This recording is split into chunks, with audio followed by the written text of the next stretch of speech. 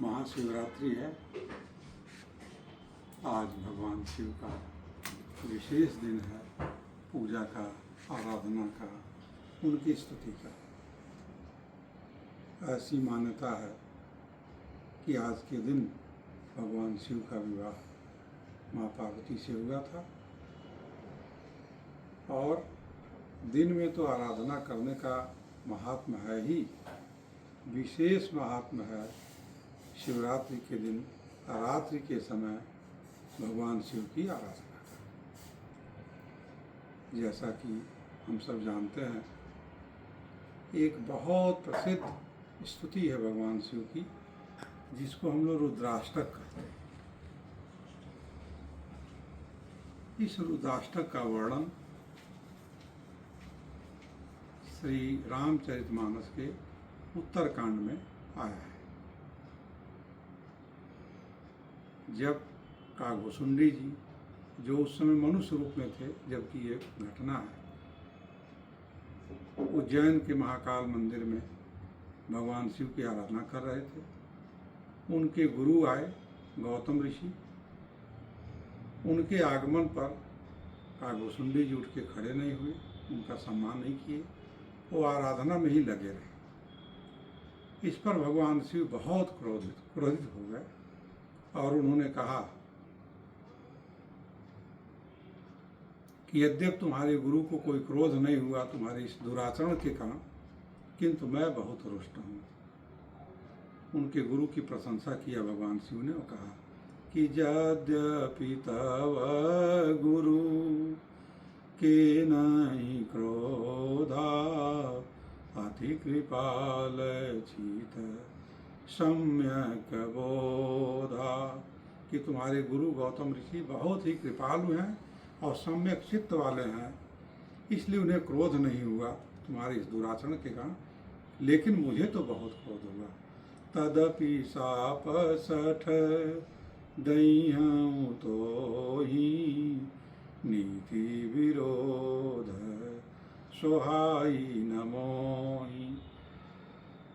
मैं तुम्हें शाप अवश्य दूंगा, क्योंकि तुम्हारा जो ये आचरण है यह नीति विरुद्ध है।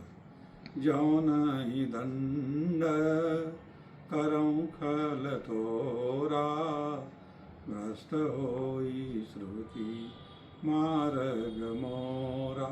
अरे दुष्ट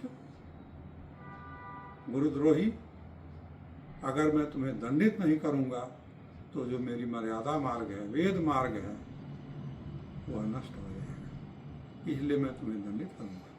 तुम गुरु के आगमन पर अजगर की तरह बैठे रहे। भगवान शिव ने कहा, अजगर यूँ बैठे रह पापी, तुम अजगर की तरह बैठे रहे पापी, तुम अजगर हो जाओ। 1000 तुमको अधो योनि की प्राप्ति हो, नीच योनियों की प्राप्ति हो। जब इस तरह का घोर सा भगवान शिव ने दिया, आकाशवाणी हुई थी उस मंदिर पर, मंदिर माज भई न बानी। उस महाकालेश्वर मंदिर में आकाशवाणी हुई, भगवान शिव ने आकाशवाणी के माध्यम से शाप दिया। तो उनके जो गुरु थे कागभूषुंडी जी के, वो द्रवित हो गए। कह रही, मेरे शिष्य को भगवान शिव ने इतना घोर शाप दे दिया। हाहाकार किन्न गुरु दारुण सुन शिव शाप। भगवान शिव के दारुण शाप को सुन करके गौतम ऋषि जो गुरु थे वो हाहाकार किए और कहे कि प्रभु आप प्रसन्न हो, आप प्रसन्न हो। भगवान शिव को प्रसन्न करने के लिए उस महाकाल मंदिर में गौतम ऋषि ने जिस स्तुति को किया उसको हम रुद्राष्टक कहते हैं। 8 छंदों का यह संस्कृत में बहुत ही सुंदर स्तुति है। भगवान शिव को प्रसन्न करने के लिए अमोघ माना जाता है इसको। आज शिवरात्रि के अवसर पर भगवान शिव के स्तुति में, उनकी आराधना में, उनके चरणों में मैं इस रुद्राष्टक का पाठ करना चाहता हूँ। नमामि समीशान निर्वाण रूपम विभुं व्यापकं ब्रह्म वेद स्वरूपम निजं निर्गुणं निर्विकल्पं निरीयं चिदाकाशमाकाशवासं भजेयम्। निराकारमोङ्कारमूलं तुरीयं गिराज्ञानगोतीतमीशं गिरीशं करालं महाकालकालं कृपालं गुणागारसंसार